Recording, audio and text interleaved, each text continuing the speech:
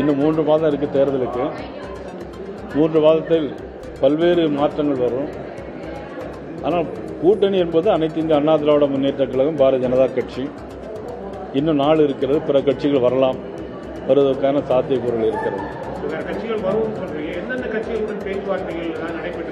இல்லை, இதுவரையில் எந்த கட்சியோடும் பேச்சுவார்த்தை இதுவரையிலும் நடத்தவில்லை.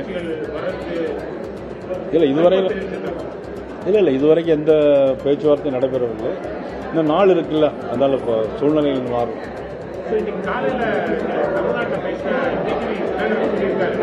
தமிழ்நாட்டில் 4 முனை போட்டி நிலவுவதற்கு வாய்ப்புகள் இருக்கு அப்படின்ற மாதிரி ஒரு கருத்தை சொல்லியிருக்காரு. ஏற்கனவே அதிமுக, பாஜக தலைமையிலான தேசிய ஜனநாயக கூட்டணி, திமுக கூட்டணின்னு ஒரு 2 கூட்டணி ஏற்கனவே உறுதி செய்யப்பட்ட கூட்டணி. இது இல்லாம இன்னொரு கூட்டணி அமையாத ஒரு பட்சத்தில் 4 முனை போட்டி இருக்கும் அப்படின்னு ஒரு கருத்தை சொல்லியிருக்காரு டிடிவி. அதாவது தமிழகத்தை பொறுத்த மட்டிலும் இப்பொழுதெல்லாம் இதுக்கு முன்னால் இருமுனை போட்டிகள் வந்திருக்குது. அப்புறம் பல்வேறு சுயேட்சைகள் போட்டிட்டு இருக்கிறாங்க.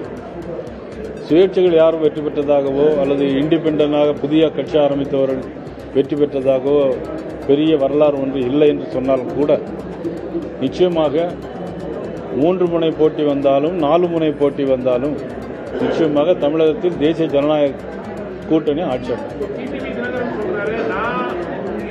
அந்த கூட்டணி தான் ஆட்சி அமைக்கும் தமிழ்நாட்டில் அப்படின்னு சொல்றாரு. பாஜக தலைமையிலான அந்த தேசிய ஜனநாயக கூட்டணியில் டிடிவி தினகரன் வருவதற்கு வாய்ப்புகள் இருக்காங்க. இல்லை, அது பற்றி இப்பொழுது ஒன்று கருத்து சொல்ல முடியாது.